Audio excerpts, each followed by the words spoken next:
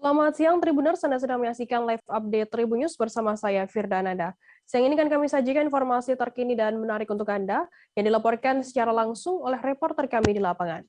Dan inilah live update selengkapnya.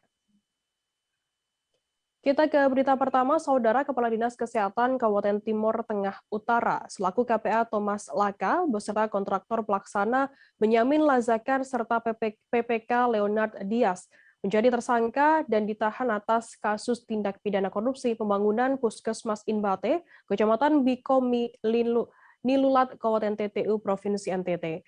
Penetapan 3 tersangka kasus korupsi tersebut dilakukan pasca tim penyidik Kejari TTU melakukan pemeriksaan terhadap sejumlah saksi dan menyita uang sebesar 1 miliar rupiah lebih. Informasi lebih lengkapnya akan disampaikan oleh rekan jurnalis kami dari Pos Kupang, ada Onci Rebon di sana. Halo Onci.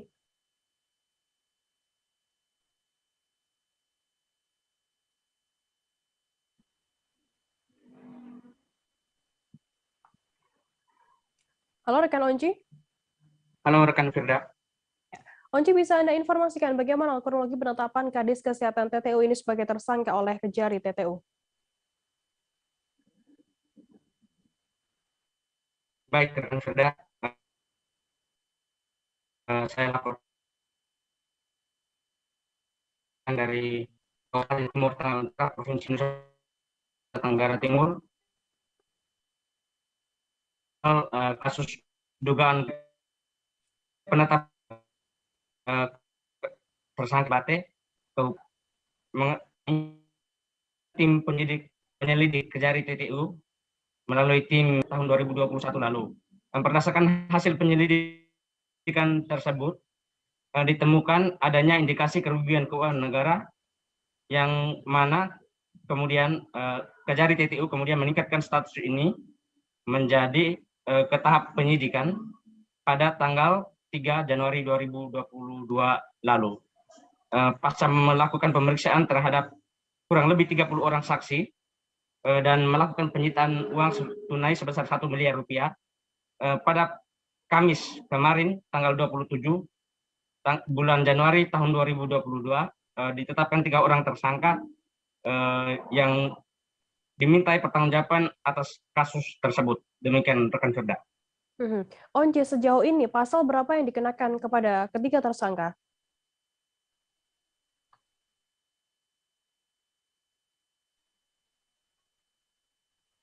Halo rekan Onci.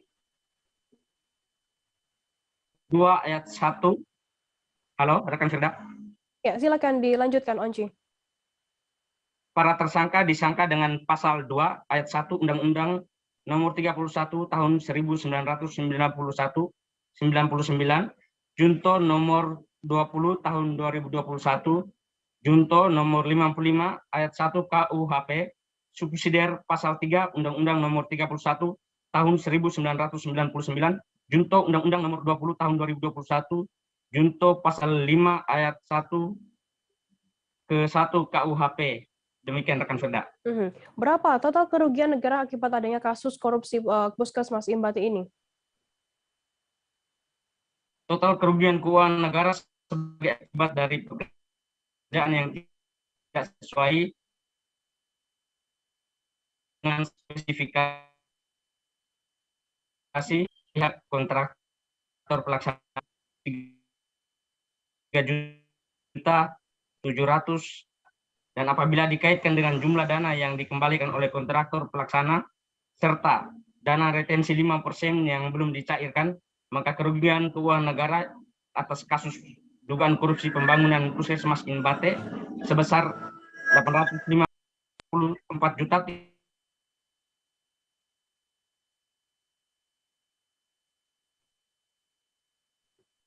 Baik, terima kasih rekan jurnalis dari Pos Kupang, Onci Rebon, atas laporan Anda. Dan tadi Tribuners, jurnalis kami juga sudah menghimpun keterangan dari Robert Jimmy Lambila, Kejari Timur Tengah Utara. Berikut liputannya untuk Anda. Jadi, terima kasih teman-teman.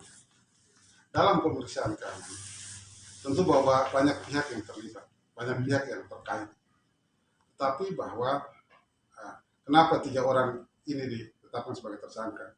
Dalam penyidikan itu kami tidak hanya melihat pada hal-hal yang bersifat formil, tetapi bersifat material. Kita melihat pada mens rea, pada niat jahatnya ada atau tidak. Misalnya, dalam perkara ini, kuasa direkturnya bukan orang yang ditetapkan sebagai tersangka saja. Dalam pengamatan kami, berdasarkan hasil ekspos dan diskusi, dia hanyalah alat mati yang dipakai oleh pihak lain. Adalah sangat tidak adil menurut kami kalau dia harus dimintai pertanggungjawaban. Gradasi kesalahannya itu sangat-sangat kecil untuk kita bawa dia. Dia hanyalah anak buah yang kemudian dipakai. Seperti contohnya itu ya. Jadi kalau secara formil dia memang misalnya tanda tangan kontrak, tetapi dia dibawa pengaruh oleh pihak lain.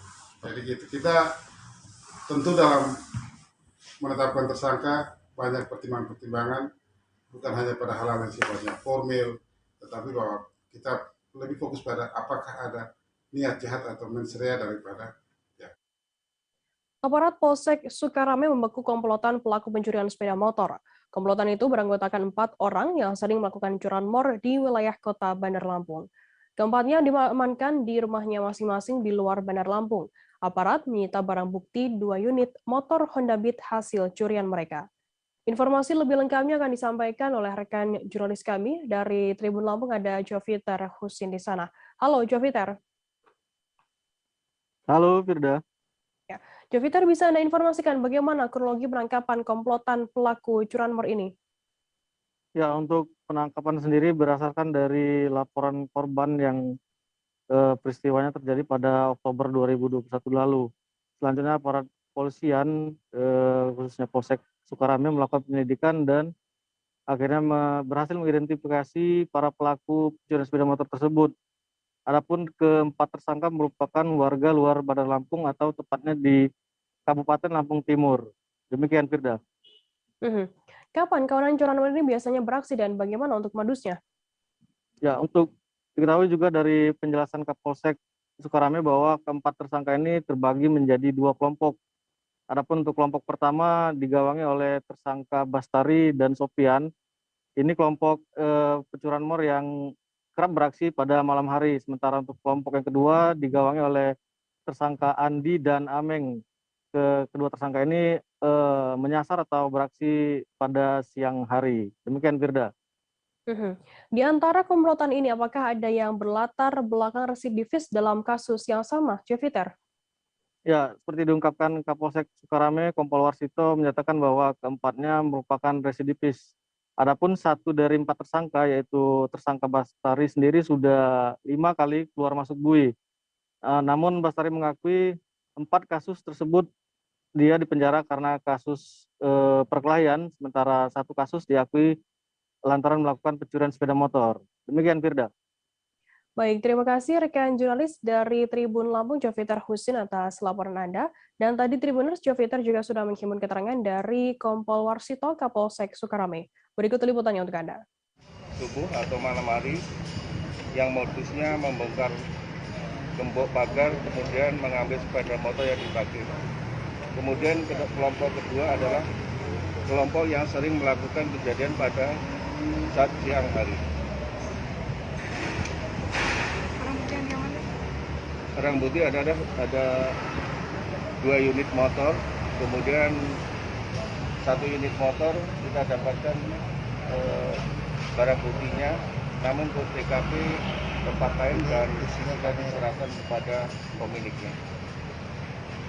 Dari dua kelompok sendiri, baik, untuk yang 2 kelompok yang subuh pertama itu di kejadiannya tanggal 22 Oktober 2001, itu kejadian jam 03.30 yang untuk subuh itu TKP-nya di Jalan Pulau Pisang, Kelurahan Kopi Jaya. Kemudian untuk yang TKP kelompok siang itu yang bisa diungkap adalah tanggal 3 Januari 2022 kejadiannya. Kemudian itu TKP-nya di area SPBU Jalan Jenderal Sudirman, Kopi Jaya juga. Pelaku ada yang masih di bawah umur? Untuk para pelaku ini dari satu tempat, satu desa, tapi di luar wilayah Bandar Lampung.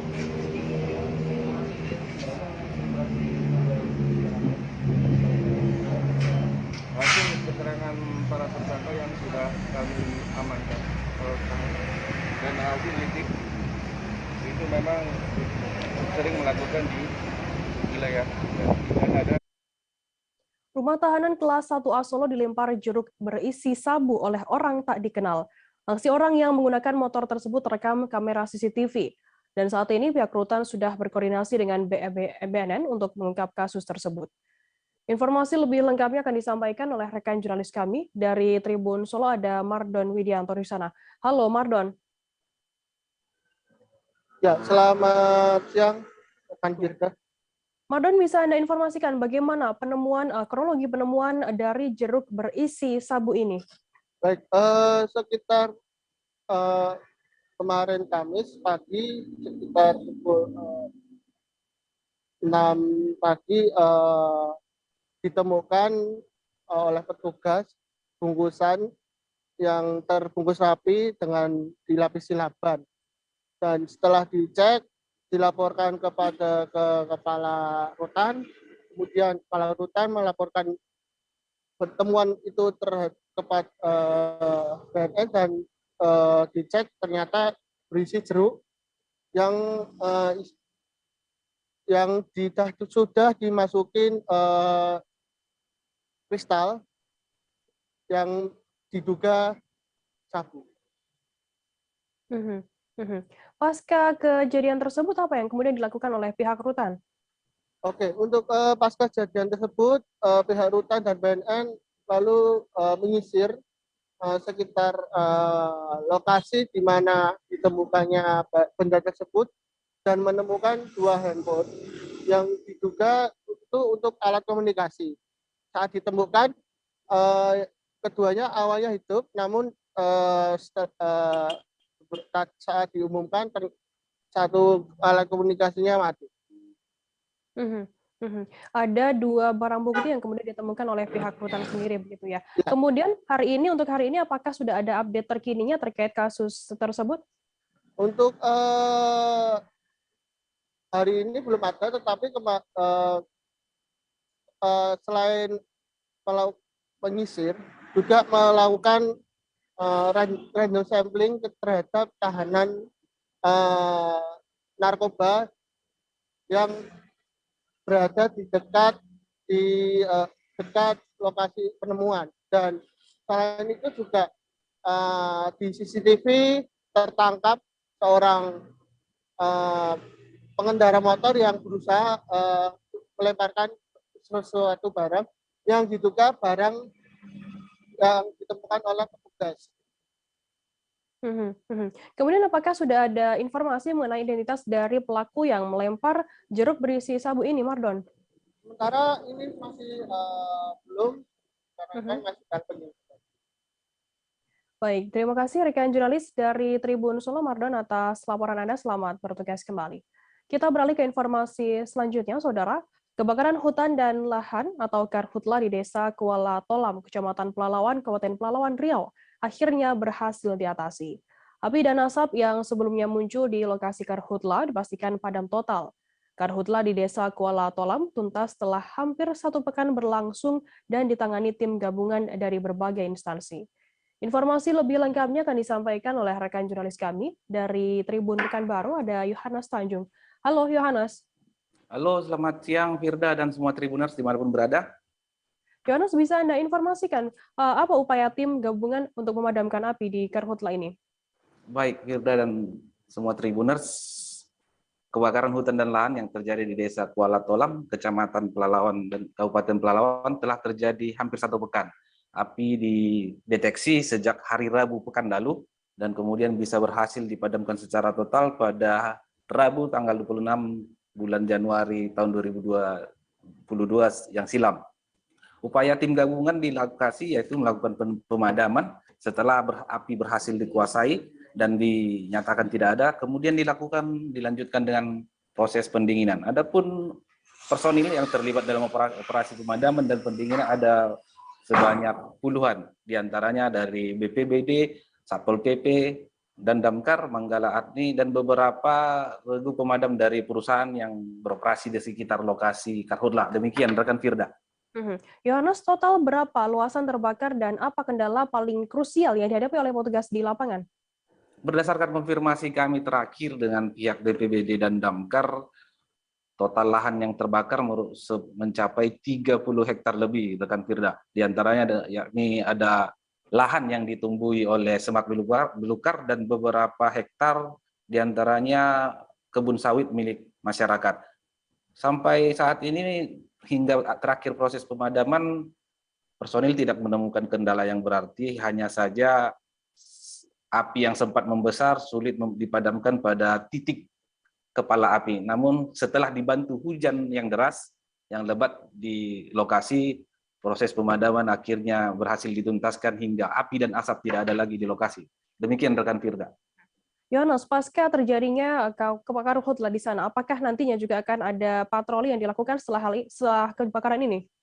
Baik, rekan Firda, memang secara operasionalnya SOP-nya demikian. Ketika lahan yang terbakar berhasil dipadamkan, personil akan tetap melakukan patroli beberapa hari ke depan untuk memastikan jika tidak ada lagi api ataupun asap yang muncul di lokasi. Apalagi memang lokasi yang terbakar di Desa Kuala Tolap merupakan lahan gambut yang cukup dalam, sekitar 2 meter lebih, dan hal ini menjadi kendala para petugas ketika memadamkan kebakaran hutan dan lahan di lahan gambut. Memang membutuhkan upaya yang maksimal hingga semua dipastikan padam. Demikian rekan Firda.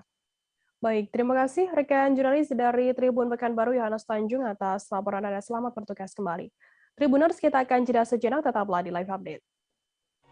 Berawal dari bagian barat Indonesia, kami datang sebagai sahabat, membawa beragam kisah dari sudut pandang setiap daerah untuk menjadi mata lokal menjangkau Indonesia. Oke, apa kabar Bang Arief di sini untuk strateginya? Kalau saya sendiri di Gimik 37 ini yang semalam baru mulai, saya udah Kopernita. Sebenarnya aku nggak ngerasain penangkapan atau penggerbegan atau apapun itu. Karena gitu, posisinya aku kriteria. Jadi kita mengenal disebut dengan stroke yang tidak berdarah dengan stroke yang berdarah. Stroke yang tidak berdarah itu biasanya ditandai dengan adanya penyumbatan. Kalau itu terjadi di sini mungkin pikirnya tidak ke situ kali ya, tapi kalau di Korea atau di Kamboja itu ada beberapa paper yang saya itu mas ya dulunya tukang koran. Oh gitu ya, tukang koran ya, saya baca itu Pak. Tuh kan pernah baca kan ya. Jadi kalau saya jadi pangdam itu udah bersyukur banget si anak ini dijadikan sebagai tersangka begitu ya. Kalau ini kita bicara yang di luar kasus Sebongombo ya, dengan nama hujan shower, di mana terdapat batas jelas antara daerah hujan dan tidak hujan yang biasanya terjadi pada fase awal mature stage atau tahap bahaya itu Kang. Jadi mulai artinya terjadinya perlembekan. Nah itu untuk penetrasi akan sulit gitu ya. Dok, saya ini menurut saya memang tidak mudah, bukan urusan tanah diambil. Kalau misalnya Amerika Serikat sekarang, Rasulullah mengatakan dalam sebuah hadis bahwa berpuasa di 6 hari Syawal itu berawal dari bagian barat Indonesia. Kami datang sebagai sahabat, membawa beragam kisah dari sudut pandang setiap daerah untuk menjadi mata lokal menjangkau Indonesia. Oke, apa kabar Bang Arief di sini untuk strateginya? Kalau saya sendiri di Gimik 37 ini yang semalam baru mulai, saya udah Sebenarnya aku nggak ngerasa itu penangkapan atau penggerebegan atau apapun itu. Karena gini loh, posisinya aku kriteria. Jadi kita mengenal disebut dengan stroke yang tidak berdarah dengan stroke yang berdarah. Stroke yang tidak berdarah itu biasanya ditandai dengan adanya penyumbatan. Kalau itu terjadi di sini mungkin pikirnya tidak ke situ kali ya, tapi kalau di Korea atau di Kamboja itu ada beberapa paper yang saya itu mas, ya, dulunya tukang koran. Oh gitu ya, tukang koran. Ya, saya baca itu Pak. Tuh kan, pernah baca kan? Ya. Jadi kalau saya jadi pangdam itu udah bersyukur banget. Si anak ini dijadikan sebagai tersangka begitu. Ya, kalau ini kita bicara yang di luar kasus Sebongombo ya. Dengan nama hujan shower, di mana terdapat batas jelas antara daerah hujan dan tidak hujan yang biasanya terjadi pada fase awal mature stage atau tahap berbahaya dewasa. itu Kang. Jadi mulai artinya terjadinya perlembekan. Nah itu untuk penetrasi akan sulit gitu ya. Dok, saya ini menurut saya memang tidak mudah, bukan urusan tanah diambil. Kalau misalnya Amerika Serikat sekarang, Rasulullah mengatakan dalam sebuah hadis bahwa berpuasa di 6 hari Syawal itu Berawal dari bagian barat Indonesia, kami datang sebagai sahabat, membawa beragam kisah dari sudut pandang setiap daerah untuk menjadi mata lokal menjangkau Indonesia. Oke, apa kabar Bang Arifki di sini untuk strateginya? Kalau saya sendiri di Jumit 37 ini yang semalam baru mulai, Apa yang saya dirasakan udah Kautsar Nisa? Sebenarnya aku nggak ngerasa itu penangkapan atau penggerebegan atau apapun itu. Karena gini loh, posisinya aku kriteria. Jadi kita mengenal disebut dengan stroke yang tidak berdarah dengan stroke yang berdarah. Stroke yang tidak berdarah itu biasanya ditandai dengan adanya penyumbatan. Kalau itu terjadi di sini mungkin pikirnya tidak ke situ kali ya, tapi kalau di Korea atau di Kamboja itu ada beberapa paper yang Saya itu mas, ya, dulunya tukang koran. Oh gitu ya, tukang koran. Ya, saya baca itu Pak. Tuh kan, pernah baca kan? Ya. Jadi kalau saya jadi pangdam itu udah bersyukur banget. Si anak ini dijadikan sebagai tersangka begitu. Ya, kalau ini kita bicara yang di luar kasus Sebongombo ya. Dengan nama hujan shower, di mana terdapat batas jelas antara daerah hujan dan tidak hujan yang biasanya terjadi pada fase awal mature stage atau tahap berbahaya dewasa. itu Kang. Jadi mulai artinya terjadinya perlembekan. Nah itu untuk penetrasi akan sulit gitu ya. Dok, saya ini menurut saya memang tidak mudah, bukan urusan tanah diambil. Kalau misalnya Amerika Serikat sekarang, Rasulullah mengatakan dalam sebuah hadis bahwa berpuasa di 6 hari Syawal itu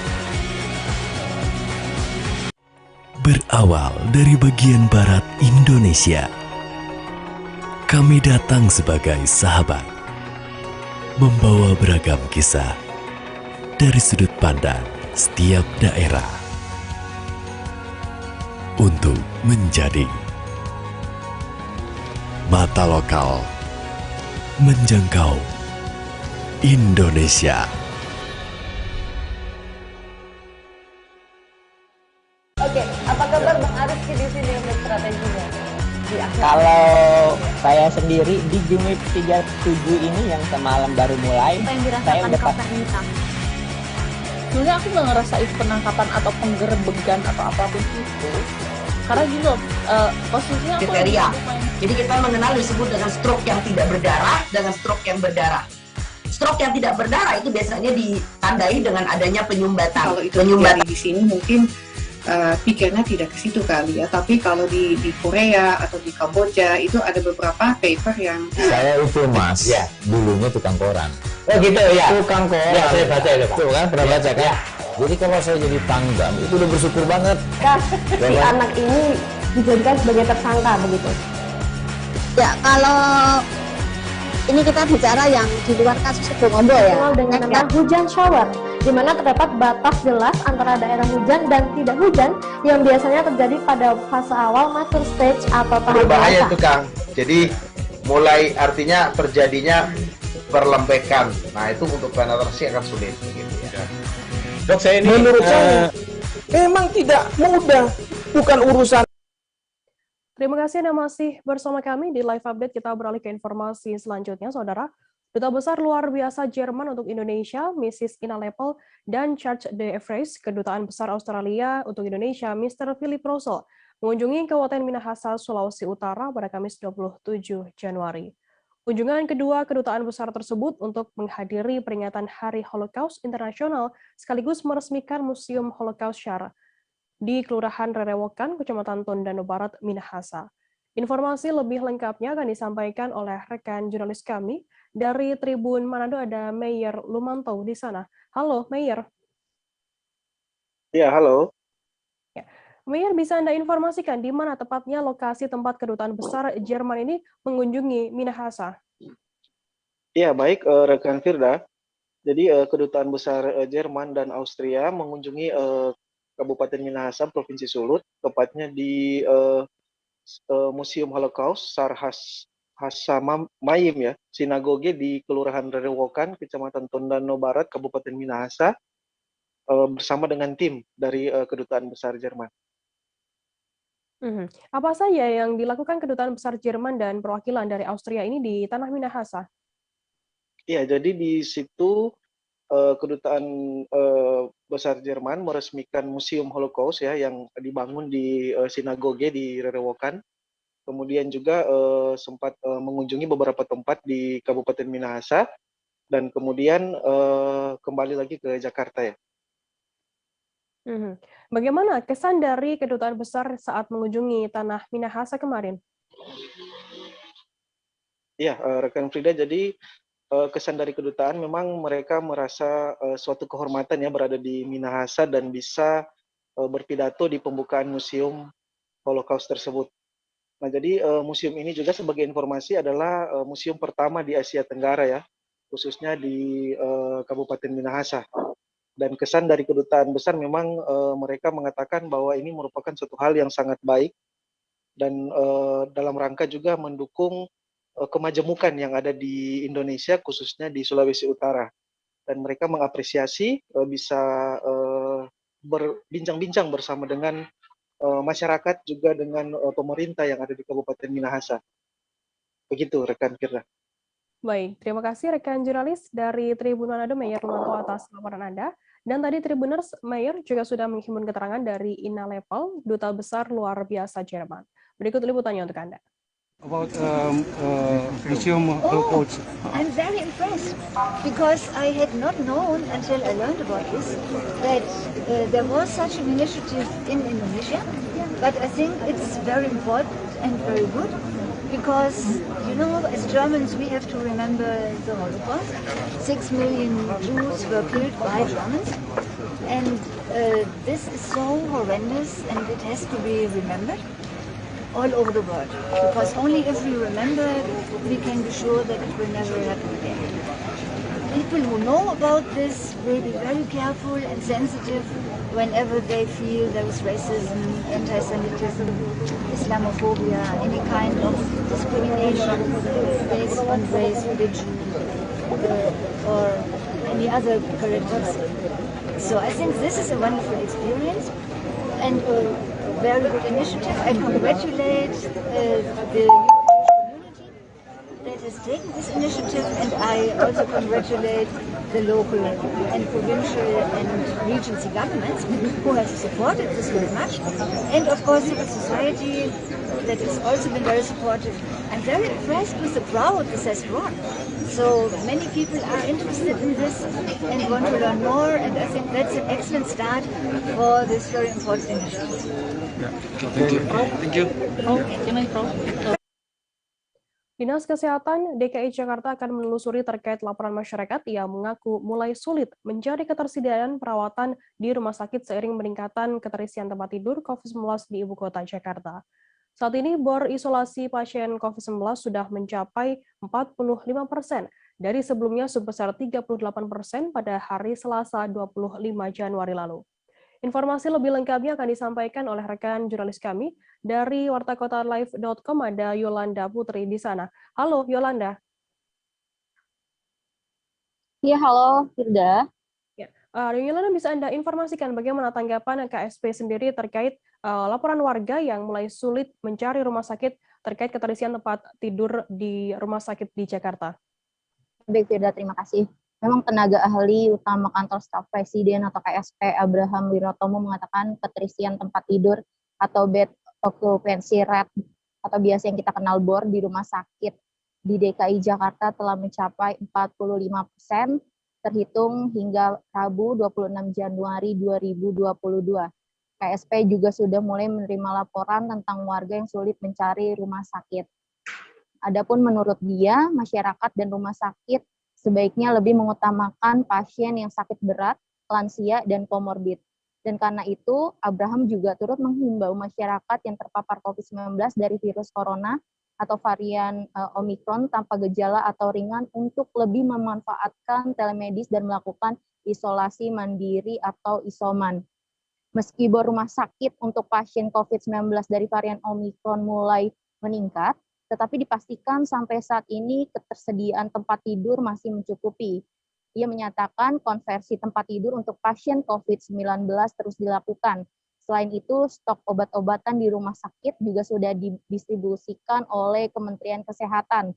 Dalam menghadapi lonjakan kasus COVID-19 varian Omicron, pemerintah sudah menyiagakan 1.011 rumah sakit dan 82.168 tempat tidur untuk pasien COVID-19. Begitu, Firda. Bagaimana kemudian tanggapan dari Dinkes DKI Jakarta sendiri terkait adanya laporan dari warga mengenai BOR di DKI Jakarta yang saat ini hampir penuh? Ya, baik, Firda. Memang Kepala Dinas Kesehatan DKI Jakarta, Yani Widya Stuti, mengatakan ia bersama pihaknya akan langsung menelusuri terkait laporan masyarakat yang mengaku mulai sulit mencari ketersediaan perawatan di rumah sakit seiring peningkatan keterisian tempat tidur COVID-19 di ibu kota. Ia juga mengatakan bahwa hingga saat ini BOR isolasi sudah mencapai 45% dari yang sebelumnya 38%. Begitu, Firda. Mungkin ada update terkininya loh Yolanda terkait BOR keterisian BOR di DKI Jakarta saat ini. Ya baik Firda, menurut data yang dilihat jurnalis wartakotalive.com, memang terhitung hingga sampai Rabu kemarin, tanggal 26 Januari 2022, angka BOR sendiri sudah mencapai 45%, di mana sebelumnya 38%. Begitu Firda. Baik, terima kasih rekan jurnalis dari wartakotalive.com, Yolanda, atas laporan Anda. Dan tadi Tribuners, Yolanda juga sudah menghimpun keterangan dari Kepala Dinas Kesehatan Provinsi DKI Jakarta, Widya Stuti. Berikut liputannya untuk Anda. Fasilitas kesehatan sendiri dari DKI siap nggak sih Bu kalau dengan melonjakkan kasus COVID-19? Jadi saat ini data ketersediaan rumah sakit atau tempat tidur tempat isolasi ada 3.900 tempat tidur untuk isolasi dan 611 untuk ICU. Keterisiannya dari 3.900 terisi sekitar 40-45%. Sebenarnya masih lebar. Kemudian itu belum kapasitas maksimal, karena kapasitas maksimal kita bisa sampai 11.000 lebih. Seperti yang tahun lalu kan nggak mungkin seperti itu tentunya. Yang isolasi, yang ICU juga gitu, sekitar 15%. Gitu. Dari 611 itu terisi 86, jadi masih ada kita sih tidak berharap itu. Kami coba memetakan gambaran kasus yang ada di rumah sakit. Ada 91 rumah sakit yang sudah menginput data di sistem yang sudah kita siapkan. Dari 1.300 tersebut, sekitar 39% adalah gejalanya ringan. Kemudian ada yang asimptomatis juga sekitar 9%. Jadi sesuai dengan regulasi dari Kemenkes bahwa untuk yang asimptomatis dan gejala ringan sebaiknya tidak ke rumah sakit. Nah ini ternyata masih ada yang ke rumah sakit. Memang dulunya ada regulasi Kemenkes yang probable dan yang confirm itu dirawat. Tapi sudah ada edaran terbaru bahwa yang dirawat adalah yang sedang berat kritis. Nah, sehingga kalau lihat dari 45% yang dirawat di rumah sakit tadi, sebenarnya masih ada bocor yang ringan dan asimptomatis sekitar 48%. Dari 45% tadi, separuhnya, hampir separuhnya itu adalah asimptomatis. Gubernur Maluku Murad Ismail meletakkan batu pertama revitalisasi Pasar Mardika, Kota Ambon pada Kamis 27 Januari. Pembangunan kembali pasar itu diharapkan membawa pertumbuhan ekonomi bagi Maluku. Dalam sambutannya, Murad meminta agar proses pembangunan bisa berjalan sesuai waktu yang ditentukan. Informasi lebih lengkapnya akan disampaikan oleh rekan jurnalis kami dari Tribun Ambon, ada Ridwan Tuasamu.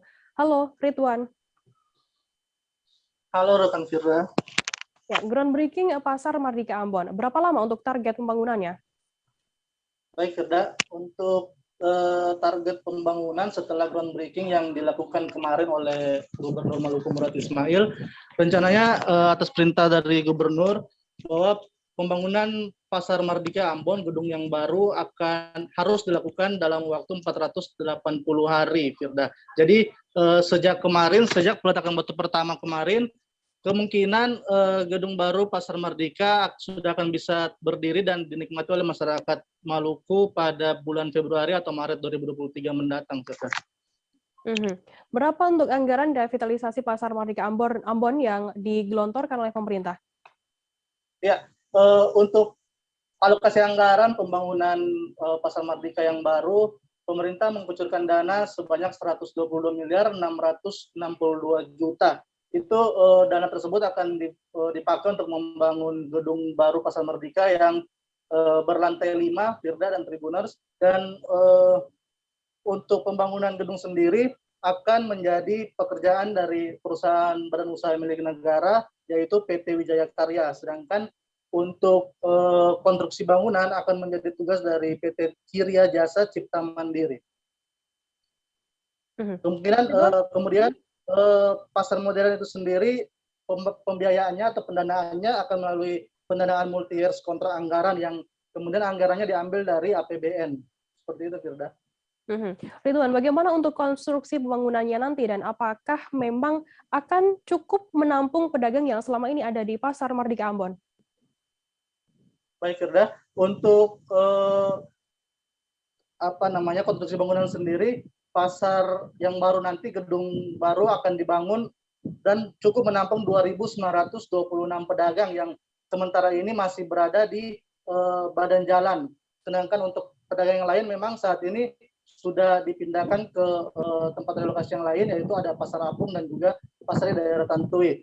Kemudian untuk konstruksi bangunan 4 lantai, di lantai pertama akan diisi oleh pedagang sayur dan pedagang ikan yang jumlahnya di lantai pertama ada 894 unit kios yang disediakan.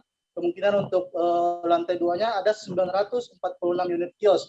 Dan untuk lantai 3, 463 unit kios, sedangkan lantai 4, 623 unit kios. Untuk lantai 3 dan lantai 4-nya sendiri, Firda akan digunakan untuk pedagang pakaian maupun pedagang elektronik. Sedangkan di lantai 5 kemungkinan akan disediakan 12 buah pujasera. Seperti itu, Firda. Baik, terima kasih rekan jurnalis dari Tribun Ambon, Ridwan Tuasamu atas laporan Anda. Selamat bertugas kembali. Kita beralih ke informasi selanjutnya, Saudara. Mendadak awak media mendapatkan pesan berantai pada Kamis 27 Januari malam dari pengurus Dewan Pimpinan Wilayah Partai Keadilan Sejahtera atau DPW PKS Kalimantan Timur. Pesan berantai tersebut terkait dengan sikap partai yang mengambil langkah hukum terhadap pelaku fitnah yang dinilai merugikan PKS. Konferensi pers digelar pada tepat pukul 10 malam, dihadiri oleh petinggi dari DPW PKS Kaltim dan sejumlah awak media. Informasi lebih lengkapnya akan disampaikan oleh rekan jurnalis kami dari Tribun Kaltim, ada Muhammad Fairusani di sana. Halo, Fairus. Ya, halo, rekan Firda. Fairus, bisa Anda informasikan apa pernyataan atau sikap dari DPW PKS Kaltim sendiri?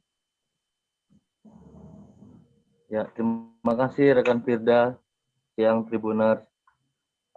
Baik, DPW PKS Kaltim sendiri tadi malam kemarin malam menyatakan sikap bahwa terkait video yang viralnya Edi Mulyadi di kanal YouTube-nya sendiri tersebut, yakni ada potongan-potongan video yang kemudian menyebar di media-media sosial pesan singkat maupun media sosial lain yang mencatut nama Partai Keadilan Sejahtera. Nah, DPW PKS merasa hal tersebut merupakan suatu keberatan lantaran Edi Mulyadi sendiri sudah tidak terdaftar sebagai anggota maupun pengurus struktur dari PKS di wilayah manapun. Nah, untuk itu DPW PKS sendiri mengambil sikap untuk mengambil langkah hukum kepada pihak-pihak yang sengaja menyebarkan beberapa potongan-potongan video yang ada mencantumkan caleg PKS tersebut untuk segera dilakukan proses hukum dan ditelusuri oleh pihak yang berwajib. Nah, dari surat yang diterima redaksi Tribun Kaltim juga jelas disampaikan bahwa ada beberapa poin yang disampaikan, termasuk adanya jejak digital yang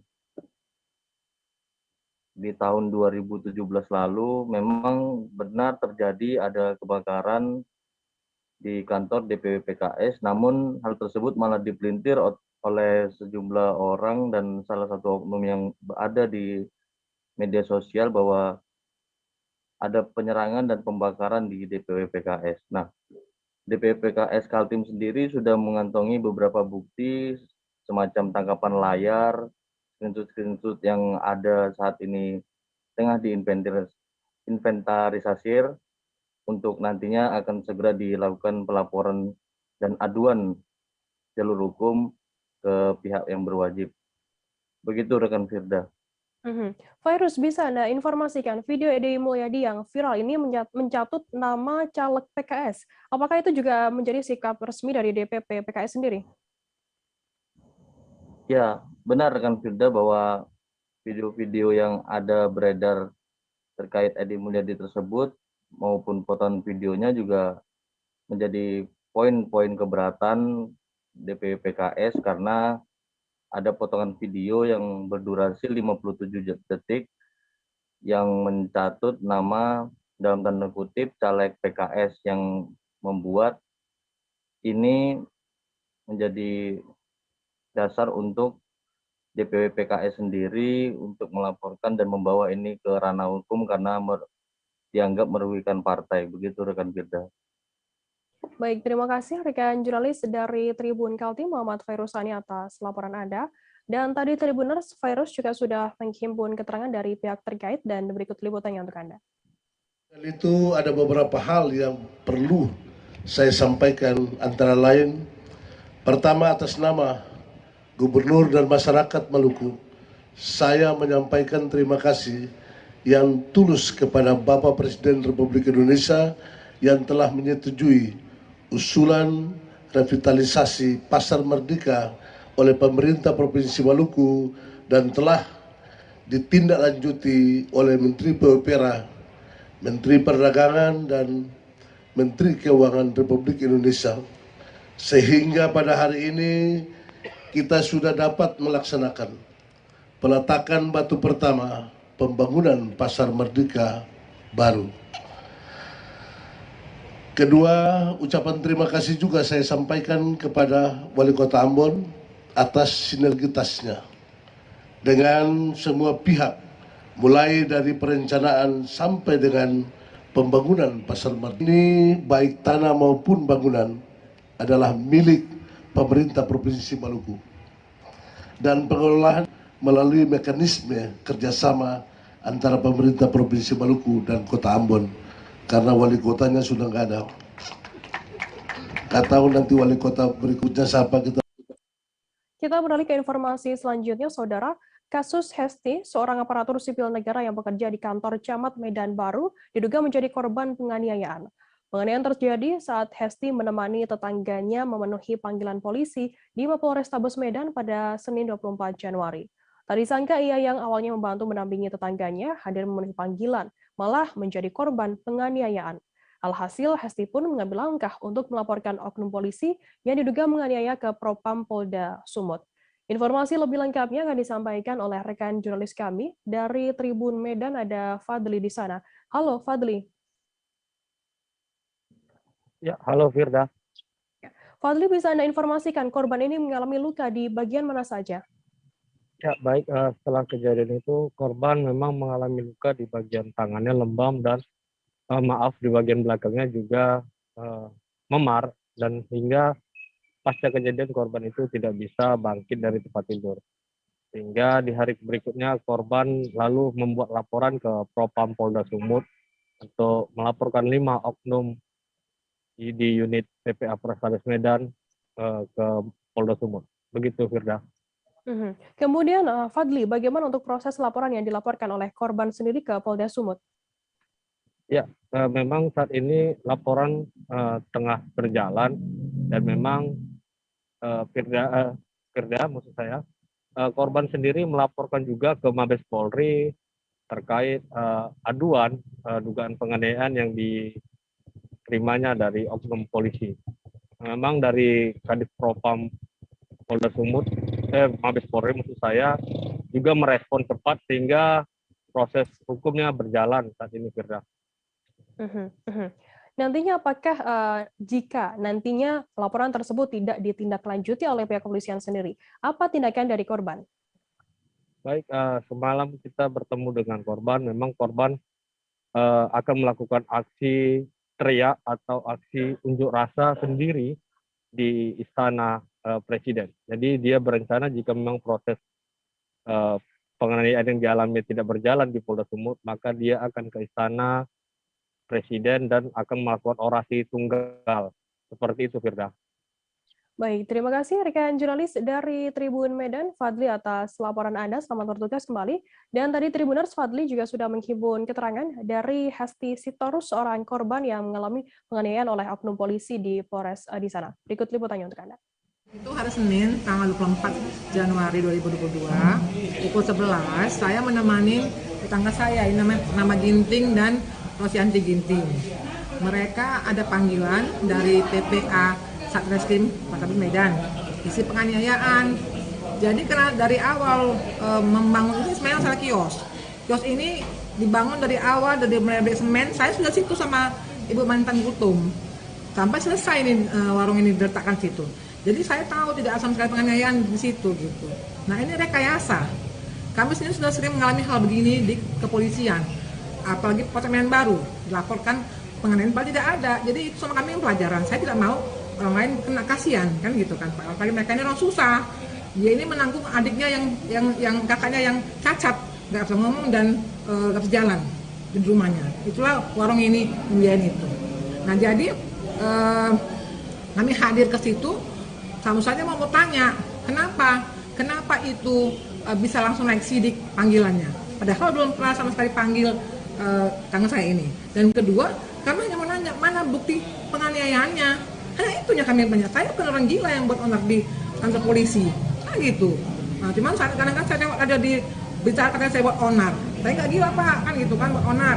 Jadi saya ngomong baik-baik tadinya ke penyidiknya. Saya hanya minta bukti mana bahwa mereka menganiaya. Dan kenapa langsung naik tahap sidik. Mereka nggak terima, usir saya dari situ. Dibilang, apa ibu penasehat, ibu pengacara. Saya bilang tidak, saya cuma mengetahui kejadian bahwa tidak penganiayaan. Keluar lagi, paniknya tadi kan baru sendiri. Siapa namanya tadi? Saya lupa namanya itu. Dia langsung marah-marah. Terus sama dia suruh saya keluar. Saya tidak mau bilang ini rumah negara bukan rumah kau. Saya bilang gitu. Ada hak kau sudah dari sini. Saya punya hak juga yang benar. Cuma kalau saya bilang salah, baru bisa kan gitu kan. Tribuners, usai jeda kami akan kembali dengan informasi menarik lainnya. Tetaplah di Live Update.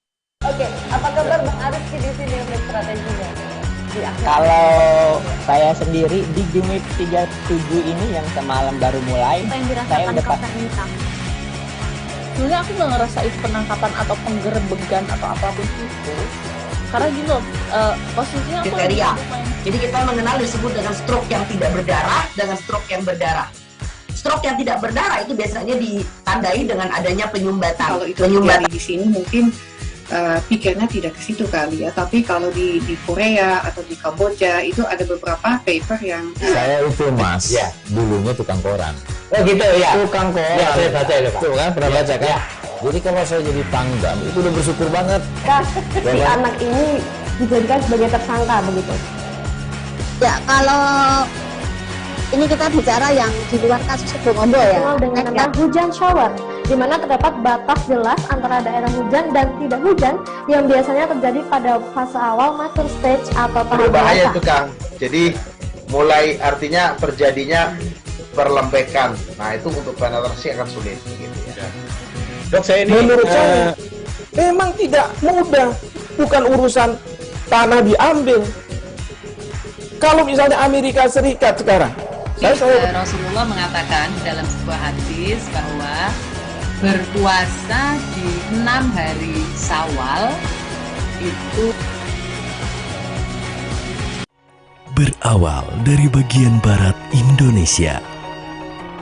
Kami datang sebagai sahabat, membawa beragam kisah dari sudut pandang setiap daerah untuk menjadi mata lokal menjangkau Indonesia. Oke, apa kabar Bang Arifki di sini untuk strateginya? Kalau saya sendiri di Game Week 37 ini yang semalam baru mulai, Apa yang saya dirasakan udah Kak Fernita? Sebenarnya aku nggak ngerasain penangkapan atau penggerebegan atau apapun itu, karena gini loh, posisinya aku Kriteria. Jadi kita mengenal disebut dengan stroke yang tidak berdarah dengan stroke yang berdarah. Stroke yang tidak berdarah itu biasanya ditandai dengan adanya penyumbatan. Kalau itu terjadi di sini mungkin pikirnya tidak ke situ kali ya. Tapi kalau di Korea atau di Kamboja itu ada beberapa paper yang Saya itu Mas, dulunya tukang koran. Oh gitu ya. Tukang koran. Ya, saya baca itu Pak. Tuh kan, pernah baca kan? Jadi kalau saya jadi pangdam itu udah bersyukur banget. Kak, si anak ini dijadikan sebagai tersangka begitu. Ya, kalau ini kita bicara yang di luar kasus Sebongombo ya. Dikenal dengan nama hujan shower, di mana terdapat batas jelas antara daerah hujan dan tidak hujan yang biasanya terjadi pada fase awal mature stage atau tahap Berbahaya dewasa. itu Kang. Jadi mulai artinya terjadinya perlembekan. Nah itu untuk penetrasi akan sulit. Gitu ya. Dok, saya ini menurut saya memang tidak mudah, bukan urusan tanah diambil. Kalau misalnya Amerika Serikat sekarang, Rasulullah mengatakan dalam sebuah hadis bahwa berpuasa di 6 hari Syawal itu berawal dari bagian barat Indonesia. Kami datang sebagai sahabat, membawa beragam kisah dari sudut pandang setiap daerah untuk menjadi.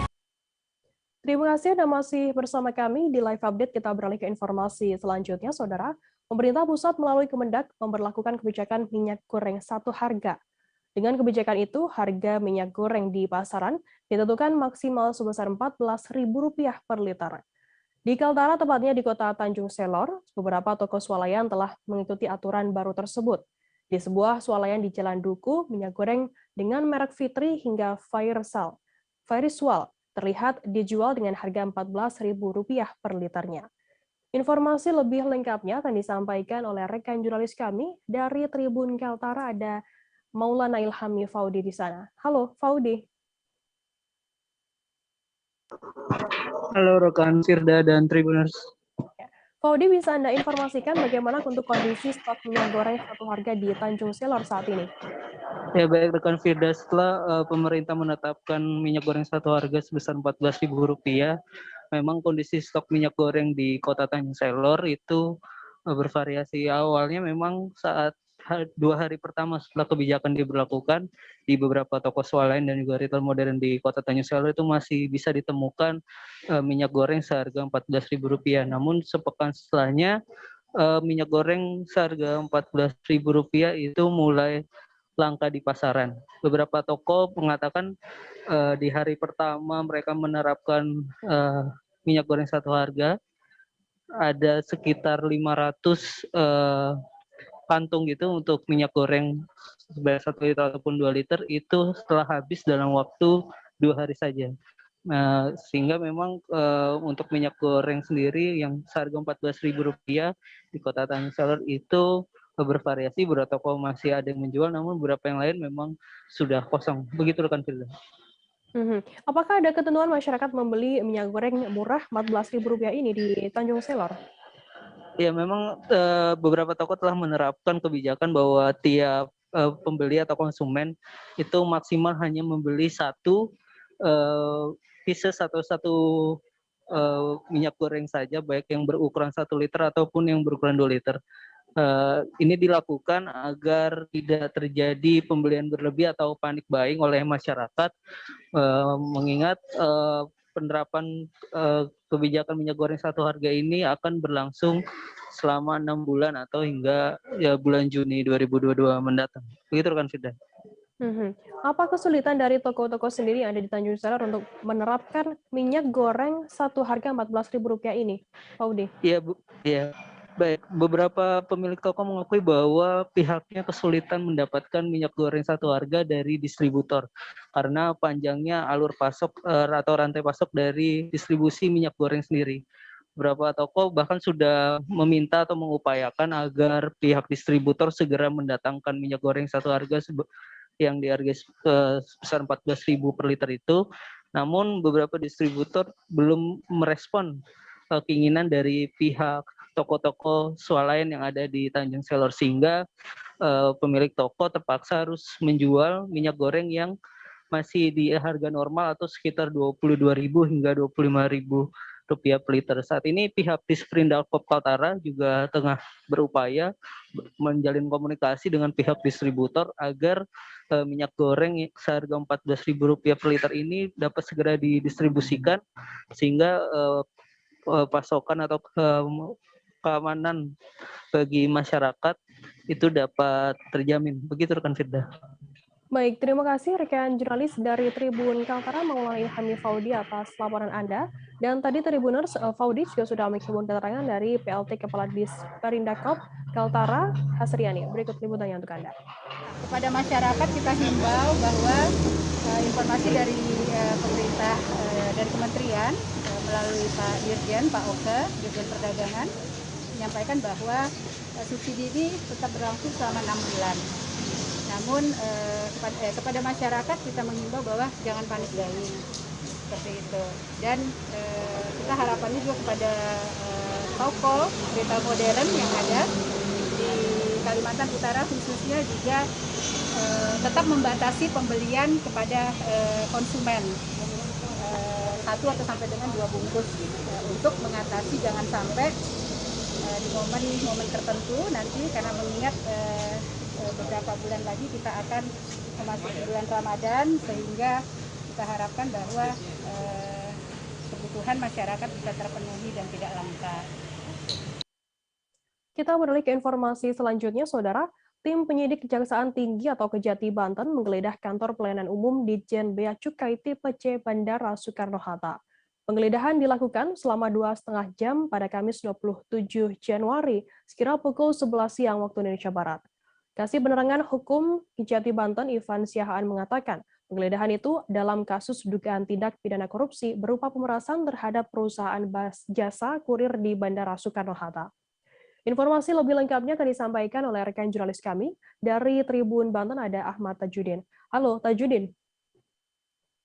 Halo rekan Firda dan Tribuners.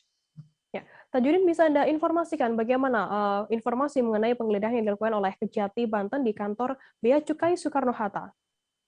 Baik rekan Firda, perlu diketahui bahwa pada hari Kamis tanggal 27 Januari 2022 kemarin, sekitar pukul 11 WIB, tim penyidik bidang pidana khusus Kejaksaan Tinggi Banten telah melakukan penggeledahan di kantor pelayanan umum Ditjen Bea Cukai tipe C Soekarno-Hatta, di mana menurut keterangan dari Kasih Penerangan Hukum Penkum Kejati Banten, Ivan Siahaan mengatakan bahwa dalam penggeledahan ini dilakukan oleh sekitar 5 orang petugas yang dipimpin langsung oleh Asisten Pidana Khusus Ginting, di mana tim penyidik telah melakukan penyitaan terhadap bukti-bukti di kantor pelayanan umum Ditjen Bea Cukai tipe Soekarno-Hatta, Firda.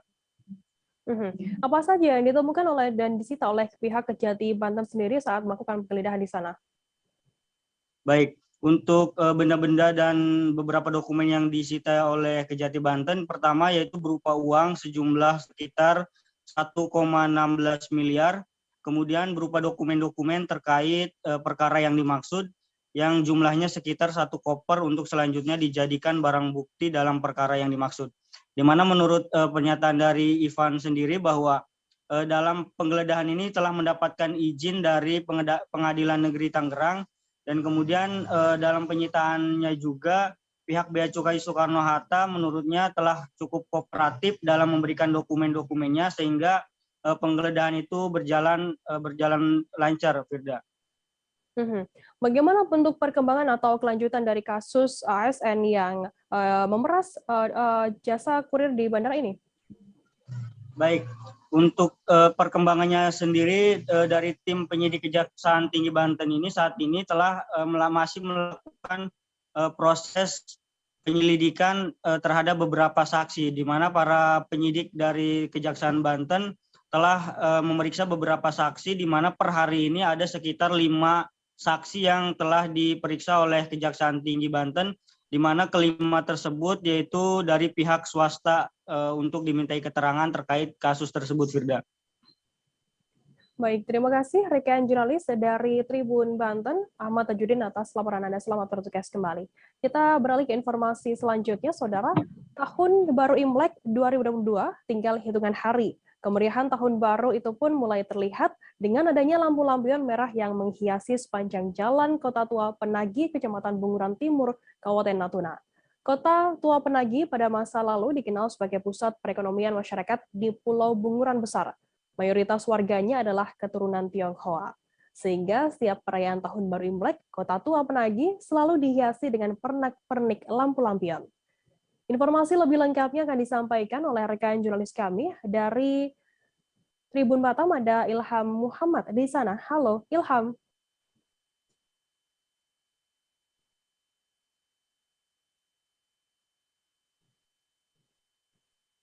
Halo, rekan Ilham.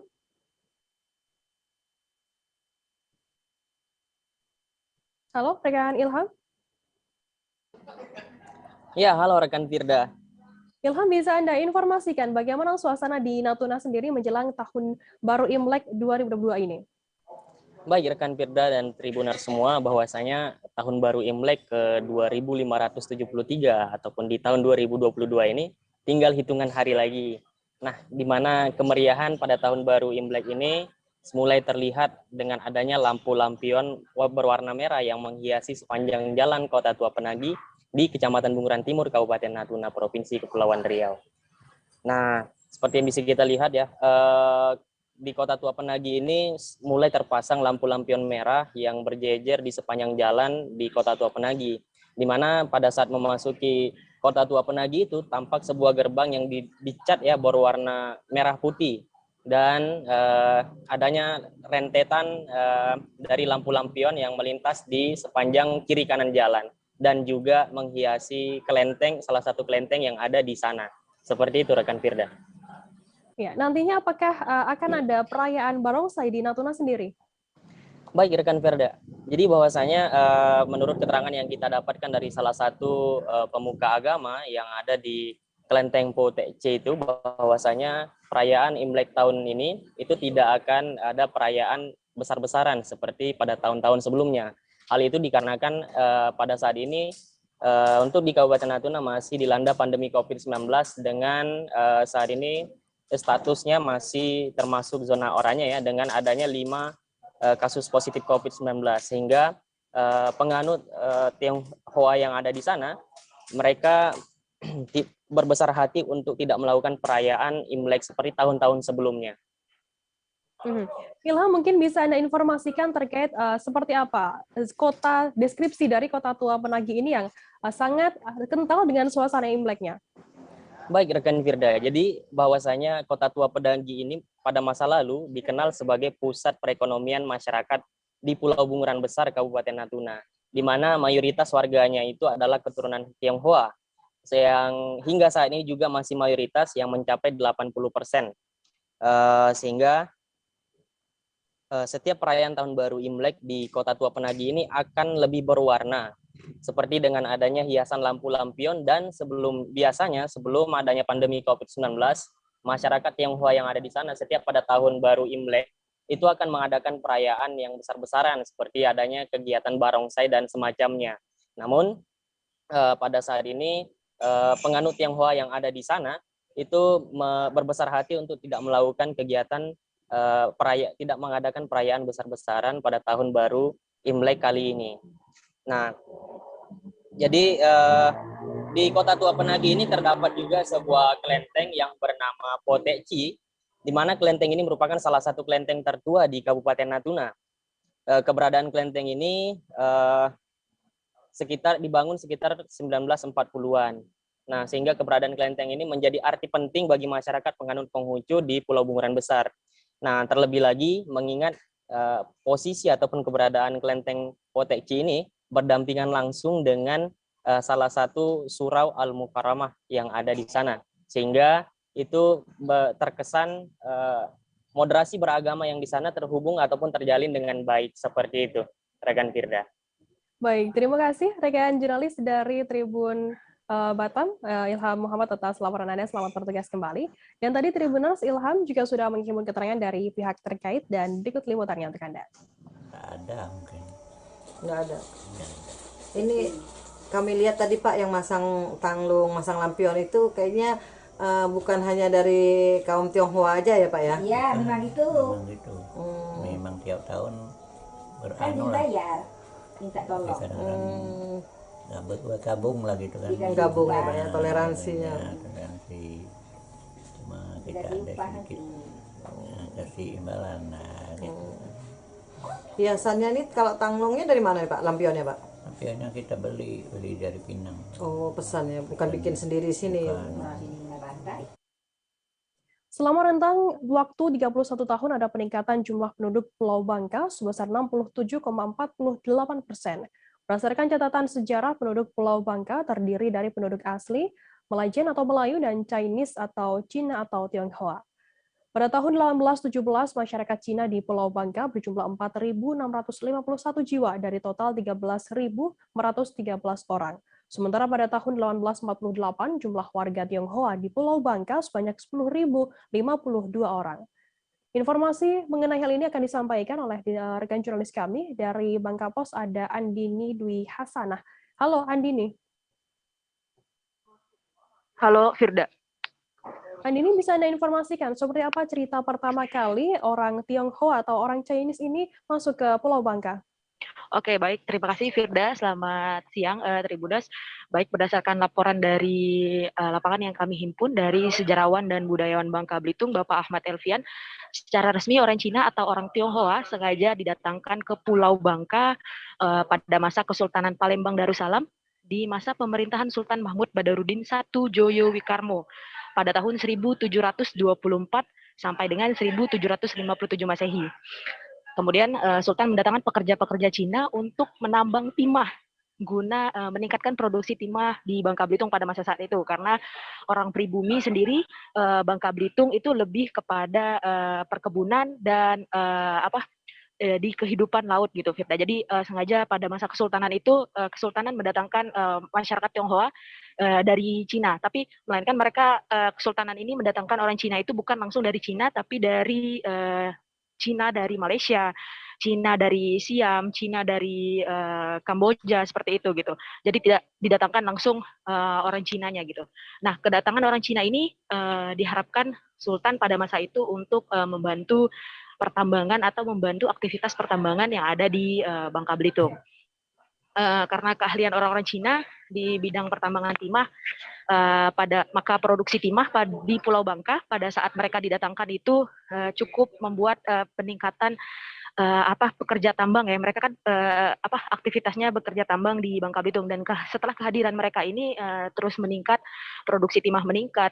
Terus pada tahun 1740 produksi timah di Pulau Bangka mencapai 25.000 pikul. Harga 1 pikul kemudian dibeli Sultan Palembang Darussalam dengan harga sekitar 6 sampai 8 ringgit pada masa itu gitu. Demikian dulu Firda. Andi, ini untuk daerah mana yang pertama kali didatangkan oleh orang Tionghoa? Oke, orang Tionghoa atau orang Cina yang disebut di sini pertama kali datang di Pulau Bangka itu ke daerah Muntok atau sekitaran Bangka Barat. Jadi memang di Bangka Belitung sendiri itu ada 8 pintu masuk di Bangka Belitung, dan untuk yang didatangkan pertama kali itu di Muntok atau Bangka Barat yang sekarang dikenal Bangka Barat. Jadi ada 8 pintu masuk itu. Yang pertama itu Buntu yang menyatakan daerah Mentok. Kalau zaman dulu mungkin disebutnya Buntu. Terus yang kedua ada Nampong yang menyatakan daerah Jebus. Terus ada Bijong itu bahasa Tionghoa juga yang menyatakan daerah Blinyu. Terus ada Lietkong yang menyatakan wilayah Sungai Liat. Terus Liusak yang menyatakan daerah Merawang. Pingkong, Pangkal Pinang yaitu ibu kota provinsi Bangka Belitung sendiri saat ini. Kemudian Kumok yang menyatakan daerah Koba, terus Sabang yang menyatakan daerah Tebali. Nah, 8 pintu ini menjadi akses masuk orang Cina ke Pulau Bangka. Tapi untuk menjadi atau yang pertama kali diinjakkan oleh orang Cina yang didatangkan oleh Sultan Palembang ini di daerah Muntok tadi. Demikian Firda. Andi, ini bekerja apa saja saat itu orang-orang Cina di Pulau Bangka? Nah, tadi sudah saya sebutkan juga sebelumnya bahwa orang Cina ini didatangkan oleh Sultan Palembang guna membantu aktivitas pertambangan yang ada di Bangka Belitung. Sampai sekarang juga timah masih menjadi masih tetap berjalan di Bangka Belitung, dan saat itu memang pertama kali didatangkan masyarakat Tionghoa atau orang Cina ini untuk membantu aktivitas pertambangan di Bangka Belitung. Terus mereka juga selain menambang juga mereka membawa tradisi-tradisi budaya mereka ke daerah kita Bangka Belitung, dan sampai sekarang juga tradisi-tradisi itu masih tetap diterapkan oleh masyarakat Bangka Belitung. Seperti setelah Imlek, seperti ini kan sudah mau Imlek nih. Puncak Imlek itu adalah tanggal 15 setelah malam puncak Imlek. Nah, seperti itu mereka selalu menghitung Imlek pertama, Imlek kedua, Imlek ketiga, Imlek keempat, sampai dengan Imlek ke-15. Begitu juga dengan masyarakat Bangka Belitung saat ini, ketika Idul Fitri, kita selalu menghitung bahwa lebaran ke-1, lebaran kedua, lebaran ketiga, lebaran keempat gitu. Kemudian setelah Imlek biasanya mereka tuh bersilaturahmi ke rumah tetangga segala macam gitu. Dan kita juga di Bangka Belitung untuk masyarakat Melayu atau masyarakat pribumi masih tetap diterapkan sampai sekarang. Ketika lebaran ke-1 itu biasanya kita silaturahmi ke rumah keluarga dulu, terus lebaran kedua itu ke rumah tetangga-tetangga gitu, dijajakin semua. Dan itu ternyata budaya seperti itu adalah budaya yang dibawa oleh masyarakat Tionghoa atau masyarakat Cina di Bangka Belitung. Demikian Firda. Baik, terima kasih rekan jurnalis dari Bangka Pos, Andini Dwi Hasanah, atas laporan Anda. Selamat bertugas kembali. Kita beralih ke informasi selanjutnya, Saudara. Sebanyak 725 orang anggota organisasi masyarakat Gerakan Masyarakat Bawah Indonesia atau GMBI berhasil diamankan kepolisian Polda Jabar setelah melakukan unjuk rasa yang berujung ricuh pada Kamis 27 Januari. Dari jumlah tersebut, sebanyak 16 orang diantaranya dinyatakan positif menggunakan narkoba dan 24 orang merupakan residivis. Kabirumas Polda Jabar Kombes Pol Ibrahim Tompo mengatakan, kepolisian pun berhasil mengamankan barang bukti berupa 85 kendaraan roda 4 dan 193 kendaraan roda 2. Informasi lebih lengkapnya akan disampaikan oleh rekan jurnalis kami dari Tribun Jabar, ada Muhammad Nandri di sana. Halo, Nandri. Kami berhasil menangkap seseorang yang berinisial AG di salah satu jalan di Kelurahan Wawa. Tepatnya kemarin Rabu tanggal 26 Januari kurang lebih pada pukul 12.45. Dari hasil upaya paksa kami berhasil mengamankan seseorang yang berinisial AG dengan barang bukti sebagaimana yang tergelar hari ini.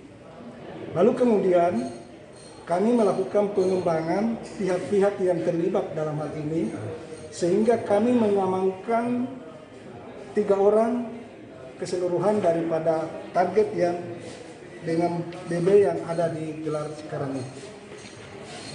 dalam ini kan ada 4 TKP itu seperti apa? Apakah 4 TKP ini adalah tempat di mana ditemukannya barang bukti ini atau seperti apa? Terima kasih. Untuk sabu ada 2 TKP. Iya. Pertama TKP yang ada ini kemudian dilanjutkan pencarian. Sebenarnya bukan TKP, dilakukan pencarian terhadap yang terlibat. Sehingga dalam penyelidikan kita mengamankan lagi seseorang.